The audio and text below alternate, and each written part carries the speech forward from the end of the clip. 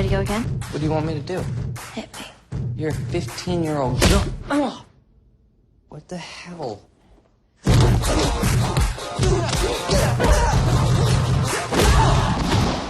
Oh, God. Oh, take your tampon out, Dave.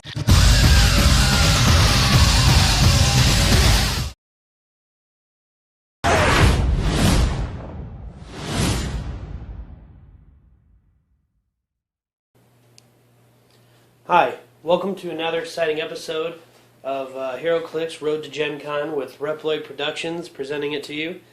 I'm really excited today. There's supposed to be a lot more installments to Road to Gencon than just one or two. I was trying to keep on going, but you know, there's an old saying, anything that can't happen will happen, and every single time I try to go to Gencon, random roadblocks pop up here and there. But that doesn't mean I'm not going this year. I've invested way too much to stop now. So, what we've got going on here is I picked this up today. Thought I needed to do a little bit of an update. It took a while to set up the camera, so it's kind of late. But, you know, I guess I'll just run this on my own. I was hoping to have someone else with me. But this is about Kick-Ass 2. The new movie is released, I believe, next week while I'm at Gen Con. So I might see it while I'm there during the downtime. This movie is highly anticipated. The first one did extremely well. I believe it was the #1 most illegally downloaded movie, too. I think that's also a fact that sticks out in my mind. Right underneath Avatar, right above Avatar, I believe. Yeah, but anyway, I knew that because I thought, wow, a lot of people really like that movie. I just wish they'd pay for it, huh? Anyway, not to keep talking about bootleggers. Okay, so here today we have the 2 of the Gravity Feed characters. And I haven't opened them yet. I wanted you to see that's the front and the back of the package. So I put them both standing up so you can see what that looks like in the store. I would want to point out that with all these Gravity Feeds, they don't have many characters in the set. Now I bought 2. There's a total of 11 characters in the Gravity Feed. Or I'm sorry. Yeah, there's 11. And then there's 6 characters in the Fast Forces pack, which is right behind it standing up. The Fast Forces pack is their way to get people into Heroclix in a really quick way. Doesn't require them to know a whole lot of the rules real in depth. The characters are pretty low value most of the time, like low point value, and it's pretty easy to build teams with them. They're usually strict. I think every character, maybe not everyone, is 100 exact points. So it sounds like it's going to be pretty balanced, and we'll try to play a quick game and see how balanced it is. The 2 Gravity Feeds, I believe there are... There's one chase, only one chase. There's one marquee character that I wasn't able to get. The store didn't have it in. That's fine. I wasn't really looking too hard for it. Just walked in, saw Heroclix, said, "Hey, I need to do a review on those." Thought it'd be good to do Kick-Ass 2. It's one of the newer sets that just popped out. A lot of people are all about Wolverine and the X-Men, and over the years, I've just gone away from Marvel. So anyway, before further ado, I'll cut away real quick, and then when I get back, we'll really dig into this.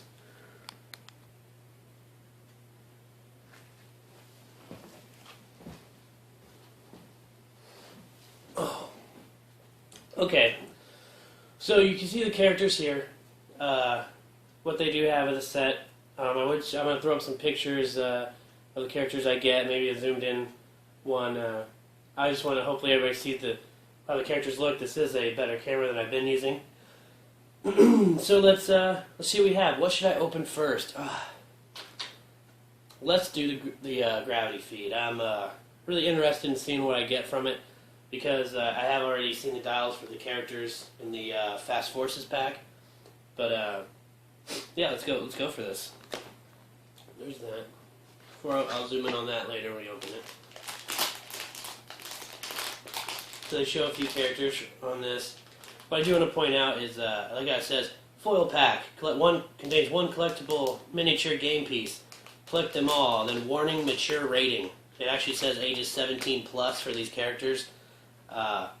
Not really sure why the click itself is rated 17 plus, but it does say mature content. I remember it saying that on the box as well. I've noticed on a lot of these Gravity Feeds, in order to attract attention of possible new players, when people have these in their stores, people can walk up to it and it says like one pre-painted miniature. It tells a lot about it. Kind of like they're trying to grab their attention. I don't know. I'm thinking they could come up with something a little better to get people to get these. I mean, I'm not sure if maybe the displays do look pretty cool. Most of the time, people are probably gonna say, "Oh, what's this?" But I remember before I played Heroclix, any kind of miniature game kind of threw me off. You know, a lot of people feel like it's a lot to deal with, a lot of rules to learn, and yeah, things like that. So I don't know. Maybe pretty well get on top. Ooh, I did get one of the rarer, harder ones to get here. Mother Russia. Zooming on her. I can't get my orientation straight. There you go. Mother Russia. It's her dial. Sexy beast, I guess. You know, I'd be like short-haired chick. She's not bad. Yeah, right, there you go. So anyway, so you see here, silver dial. One of the harder ones to get. When it's a gravity feed, there's usually not a chase per se, but in this case, Mother Russia is the number 10 character, and there's 11. The 11th character actually is called out to be a chase character. So there's Mother Russia. Let's see what she does. Okay, so here's her card. Sorry, there's a lot of glare there. There we go. There's her card. Not too bad. No team ability. Her special power she has.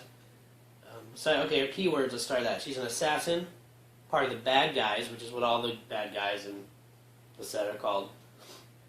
And brute. Okay, so if you wanted to make a brute team, she could be with Hulk and all those other people that just hit stuff. She looks pretty derpy on this picture, and I'm not sure if you can even see that, even if I get real close. I know, it kind of looks like she's trying to be cool. I'll crop that, see what we get. Her special power is Bring It On. When Mother Russia successfully hits a piloted vehicle with a ranged combat attack, deal 1 unavoidable damage to the pilot, and the pilot is ejected. Now, we'll just stop with that and just talk a little about playability of these characters. Okay, so she's 75 points. Big whoop. I assume, which she's probably only got a handful of clicks. Okay, 6 clicks. That's why she's one of the rare characters in this. She's actually pretty balanced, but that ability right there will set you apart from most of your enemies. I mean, if you're playing a lot of vehicle battles, which they're kind of the newer thing, and people can pilot a vehicle, and if they pilot certain vehicles, it's kind of a broke thing to do. The mechanic can get real crazy, and she can just go, okay, I'm going to hit that guy, and if you can make sure she hits, she does 1 unavoidable damage to the pilot of it, and then the pilot's ejected, which does change the way the game's played. You might eject the pilot and then kill that pilot real quick on that same turn, and you know, just it's pretty good. It's pretty good. I like that. Other power, she has running shot, then she gets charge. For her attack, she has special power called Time to Stretch My Legs. Mother Russia can use the duo attack ability, but when she does, she may only make ranged combat attacks. Okay, not bad. All about shooting those things twice. So, hey, have her shoot at a vehicle 2 times in a row. That's what she's there for. Apparently, she's a very strict purpose. And getting back to what I was saying, so she has invulnerability, then toughness. Playability, 75 points. So, you get her in a game with fighting, you know, Thanos. Okay, she can't fight that. He has a lot more points, but what I'm getting at is, okay, put her up with a 75 against another 75-point character from Marvel or DC, then you'll probably find that she'll lose most of the time. Her attack values are 10 across the board, except for her last click where it's 9. She's got a 17 defense to start with invulnerability, but then it immediately goes to toughness, and then super senses at the end of her dial to try to give you that luck of the draw to survive. A little tough to turn there. She's got a 3 damage value for the first 3 clicks, so that's a decent amount of attack there. She's got 9 movement, and the very first click has running shot. After that, the next 2 clicks are blank, and then she has charge with 7 movement after that. She does have another special power called Little Girl. Mother Russia ignores damage dealt by blades, claws, and fangs unless the result of the d6 roll is 5 or 6. So if a guy says blades, claws, and fangs, I only do 1 damage, I want to roll the die to see if I can do 6, and they only roll a 2. Or they roll a 4 apparently, and then she just says, nope, doesn't matter. You know, you only do your 1. So Not a bad click overall, but like I said, playability, going up against a stronger person, they'll probably dominate her with those low values. I mean, they're not that low, but I just feel like in the game, the way it is right now, it's really good for 75, but she'll probably die pretty quick with that defense value like that. Which is really hard for me to take. If you've been paying attention before, I was out of clicks for a while, and 17 defense used to be unheard of. Used to be just outrageous. The old Doomsday. I was looking at it with my buddy the other day. I think the oldest Doomsday there was had a 16 impervious. Uh-oh. Nowadays, back then you're like, oh my god, this is Doomsday. He's going to murder me. Impervious. What's that? 16 value. Now you've got these guys, 75 point with 17 defense and invulnerable. So no team ability helps keep her costs low. And, overall, really good click, actually. I don't see anything horribly wrong with it. I just know that, I don't know if I'll ever play with it. But it's a good tactic if you know your buddy's going to use some kind of vehicle. So, okay. Let's move on. And open the next one. And obviously at this point I'm hoping I get the chase, because, that would be awesome. I don't think I did. Poops McGee, but I have no idea what this is. Okay. This character is called Black Death. And he is a bad guy. All intents and purposes, you could probably get that from his name. Bad guy. Black Death, he looks pretty cool. There we go, caught the camera thing real quick. There we go, he's got cool things about him. Boom! 35. Okay, so he's only 35 points. So you're talking about playability. Just looking at his dial and his powers right off the bat, Mother Russia's going to murder this guy. He starts off with Force Blast. Let me see if I can get that there without glaring too much. Okay. So he starts off with Force Blast, then immediately goes to Plasticity, so you can't get away from him when he's fighting you. He's got a 9 attack, no special powers on it except for his last 2 clicks he gets poisoned. And then he's got a defense, which is close combat reflexes, which is pretty good, so that brings his defense up to an 18 on his first click and 17 on his next 2, if you can stay close to someone. Then he gets 17 toughness toward the end. And then he has shape change on his first click, and then the next 2 clicks after that, he gets close combat expert. And then after that, he's just 2 damage plain.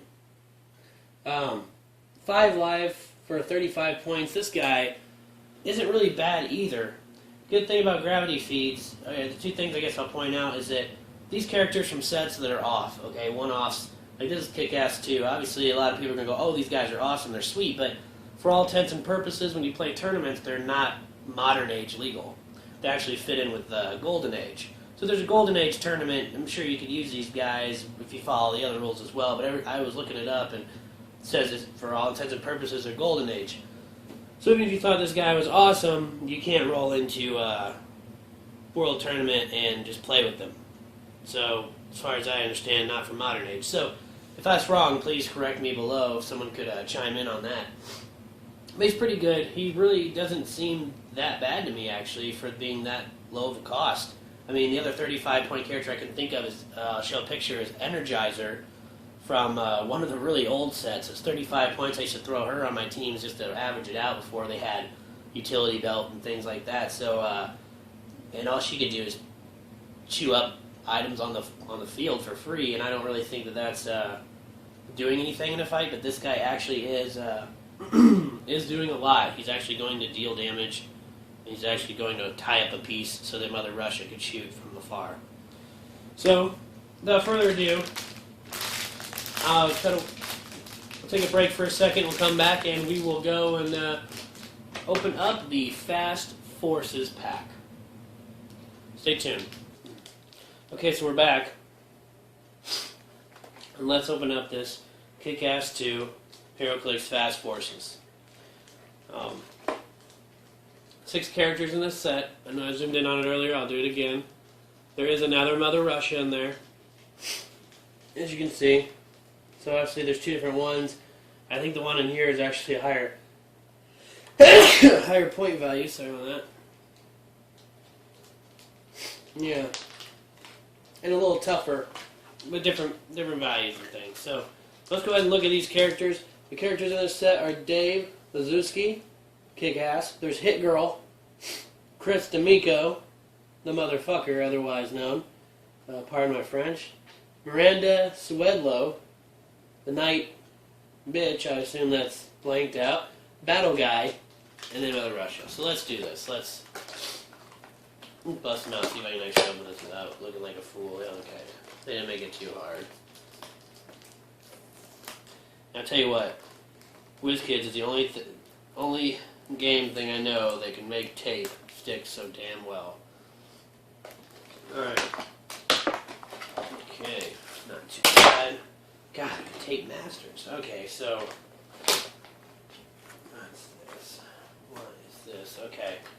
Huh, neat little how that worked. Anyway, those are characters standing alone there. Go ahead and toss the empty box away. And then this is the pretty cool little baggie they had in it. It's got our map. You know, I do wonder if it came with any dice at all, because, you know, play Heroclix, you need dice, and you're going to have fast forces. You think it'd come with some? Maybe not. So, I'll get some out. I'll put that up there by my coffee. Let's do. Alright, let's bust it out. What is in this pack? So, obviously you see we have the character cards, which are very much needed to play the game. 1, 2, 3, 4, 5, 6. Got them all. Not missing anything. A map, which actually looks like a pretty decent sized map. A lot of maps people keep getting nowadays are kind of small. This is pretty nifty looking. I kind of like this. Huh. Alright. Lately I've been getting a lot of maps, and usually never bought maps. I thought, what the heck, why would I even care? But it does add to the difference in the game, and a lot of people don't realize that the map choice is probably 40% of the game. I mean, you can make an awesome team, and then someone can realize, oh, hey, none of your people fly, or none of your people swim, or none of your people yada yada, and they can sit there and build the team around it. If you have a team that can get around the board easy enough, my buddy the other day played against my my most likely Gencon team that I created, and picked a level where it's walls galore, just walls everywhere, and all the movement my characters can do mean nothing for most parts of that because of the walls. And he could teleport. So you thought, you planned it out a little bit like that. He didn't really plan. We didn't know it was going to be like that, but you definitely, when we picked the map, I saw it when he unfolded it, and I was like, oh goodness, this is going to be trouble. So then we got this little play kit thing. It just tells you how to play the game in a nutshell. It's not very detailed. I've seen a million of these out of all things I've bought. And it's not really, sure. It just tells you really, really the basics. Like, you could play this way, and all of a sudden, if somebody else knew the actual, hardcore rules and started playing it, you'd be like, what the hell is that? So, it's kind of, it's kind of insane. So I'm going to pretty much toss that. I don't really need that. So what we do have is the characters.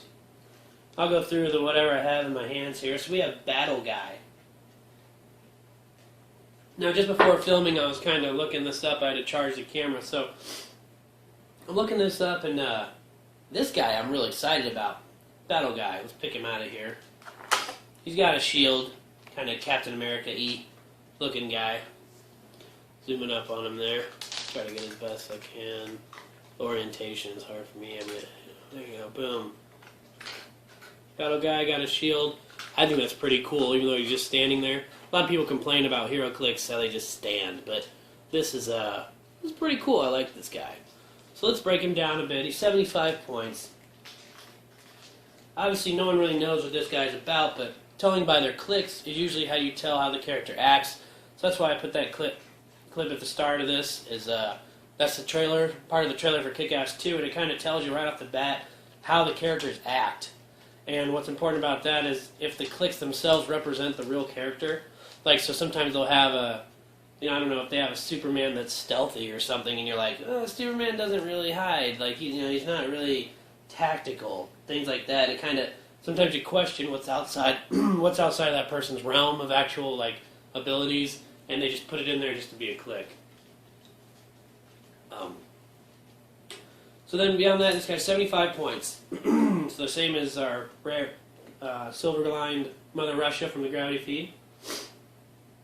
He's got, first top click, he's got 7 for movement with a special power. And that is called That Kid Can Move. Battle Guy can use Flurry and Leap Climb. So he can get around anywhere he wants to, and then he can just hit people twice in a row. Okay, awesome. His attack is blue, and that's Incapacitate.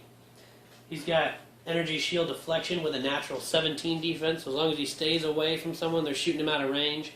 He's going to have 19 natural defense there. And then he has a 3 on his damage value called Let Me Join.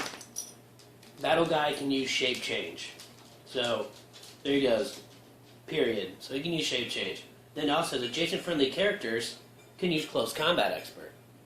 So if you get him up into these two guys or in a battle with another person, say there's a character, they're fighting, he can come up here, stand there, then her attack, she can use Close Combat Expert. So there's a tactic right there. I like him, he's a helper guy, and it's pretty nifty. I like that quite a bit. And only 75 points. Now, like I said, most of the time these guys are considered Golden Age, but when I play a game with my buddies next time, I'll probably bust out Battle Guy. He's pretty good. He is part of the good guys, and their team is called Justice Forever. The bad guys are simply called bad guys. So, looking at that, we'll move on. So, Battle Guy. Next, Miranda Swedlow, I Choose You. This is probably going to fall in a second. I'm going to have to choose who I pick after that. Here we go. So she's 50 points. Miranda Swedlow. Let's give this camera a second to auto-adjust to her, and there she is. She looks borderline bad guy, maybe. I mean, when I initially saw her, but she is a good guy. She's in the Justice Forever team. She is 50 points. Top dial, she has a movement of 10 with Flurry. She's got a 9 attack value with no special ability. She's got a 16 defense with super senses. And a 2 on her damage value, and it's got the power Perplex. So she's a helper person. She can get in there. She can kind of fight a little bit. I believe she only has 5 clicks of life. Yeah. Which isn't that great. Her trait that she always has, which I don't know if there's a different one. Yeah, you're right. Sorry. Mind blown right there. Yeah, she only has 5 clicks, and yeah, that's about all she gets. Later in the end of her dial, you want to get close to people. She gets close combat. She gets energy shield deflection. So if you're far away, you get a defense. I don't really, compared to Battle Guy, I'm not really liking this one as much. So we'll sit her there. So I don't have much to say on those kind of tactics. I guess Perplex is cool, but only if, you're going to need it. And so that this thing doesn't fall over, let's do Hit Girl. Okay. Get her to first click. And Hit Girl is a beast. Right off the bat, looking at her values compared to everyone else. Let me get her closer there. Hit Girl. And again, rocking out there a little bit. Okay. 2 katanas, that's sweet. Alright, so Hit Girl, 75 points. And she's got a lot going on for her. A whole lot. She's got the ability Rooftop Superhero, which lets her move through elevated terrain and through other characters. She has on her dial, which I don't know if you noticed that, she's a sharpshooter, which is something not seen as much. I mean, lately it is, but used to be a really taboo kind of thing because when you got a guy with sharpshooter, you know they meant business. So let's go off her top dial. 7 movement with charge. Okay, not bad, right? Not horrible, I guess, but that's really not moving as far as some other characters we've already looked at. But she has an 11 attack value with sharpshooter, and her special power on that is twin swords. Hit girl can use blades, claws, fangs, and flurry. So that's the double deadly duo attack right there. When she uses flurry, she must be given a power action instead of a close combat action. So she can't do the flurry like I just said. The deadly duo of that is that you would charge in, use flurry, and use blade, claws, and fangs. And now that I don't think she can activate that because they kind of shut her down. So now she's going to have to use a power action to use flurry, so she can't charge and flurry and then do the double blades, claw. You know what I'm saying? She can't just the first top click go crazy on somebody. What I keep forgetting about these characters is to call out their range and things like that. So obviously this character has 0 range. She's got a stick. This guy has a stick as well with 0 range. She actually, remember we were on her dial, she's all about range combat, blowing up vehicles from a distance. She's got 6 range, and he is all about fighting up close. He's got 0 range. So pretty good to what the characters are. Obviously that means in the movie, if this is accurate, plus you've already seen the scene where she blows a car up from a distance, so you know she's got some range on her. So Hit Girl, she throws things. Part of that first clip I showed, say they've been training, she throws a bunch of kunais at a board. So she's got range of 7. It's pretty good. Then her defense value is a 17 with willpower, so you're going to push her top click. And then her damage value is exploit weakness, and it's a 2. She eventually gets outwit after that. She gets combat reflexes later as well, so you're supposed to pretty much push her, get her into someone's face. She got penetrating psychic blast later. She's a pretty good character. She's what most people would want in a Heroclix character because she's not tied down by character bases, and she's not tied down by elevated terrain, so she can pretty much bounce her all around any map you want except maybe water, obviously. So pretty good there. Like how they did that. Hit Girl definitely top of my list on that one. And then moving on. Keep it on still. Let's do the bad guy, the main man. Let's do him. Chris D'Amico, the mother effer. I said the name earlier. I want to keep this as nice, family-friendly as possible. He's a bad guy as well. I didn't call it out, but obviously Hit Girl's on the good guys team. But she does not have the key word for them. She's not part of their group apparently, so maybe that means something in the movie as well. Like she won't join. Chris D'Amico, remember his dad died in the last one. He put on his mask, became a villain. This is his picture. He's 75 points. My orientation, I didn't get it. Wobbly here. It's an okay sculpt. There's a lot of detail on it. Doesn't look like he's actually... I don't know, his face is kind of weird. I don't know. Probably the worst sculpt out of all these guys. Anyway. Take that away from there. Okay, so he's got chauffeured everywhere. Ignores hindering terrain. His special trait's called I can just pay someone to fight my battles. Chris D'Amico can use Mastermind. When he does, you may give him an action token, and he can transfer damage to a friendly character regardless of their point value. So that's actually really good if you wanted to keep him alive, because what he's got here after that is that 7 movement with stealth, so he can hide. When someone runs up to him and punch him in the face, as long as he's got a buddy with him, you can hit the buddy. He does have guns in his hand. His range is 6. That makes sense. He's got penetrating psychic blast with a 10 damage value. That's kind of dangerous. 17 defense with super senses. Yeah, alright. Looks like later he gets willpower. And then he has outwit off the bat, and then later he gets perplex. With 2 damage. So overall, not too horrible, but the fact that he can just use Mastermind, I know you have to give him an action token, but there's ways around those things. Around those mechanics that you think would tie you down. And there you go, and then he can put damage to any friendly character. Usually you can't Mastermind someone unless they're lower point value than you, and he can do it to any character as long as you're friendly. It's not too horrible. 100 points, by the way, was that. So pretty expensive, but that's a good ability. I don't really like Mastermind, but if I had to use it, that's the best version I've ever read of it. And so this doesn't fall again. We got Dave Bazowski. This is the Fast Forces version of Kick-Ass. Okay, so here's his picture.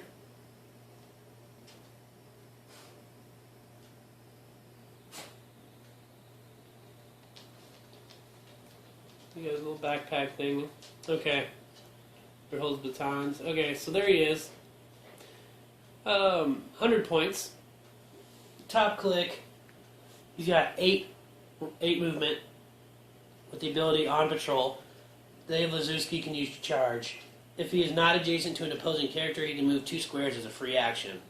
So this is actually pretty broke. So assume these cards are squares. And I can use charge. I need another card. We'll do this. So here's Hit Girl. I want to attack her, and I'm right here. Now, he could use charge, but it says if he's not adjacent to an opposing character, you just move 2 spaces anyway.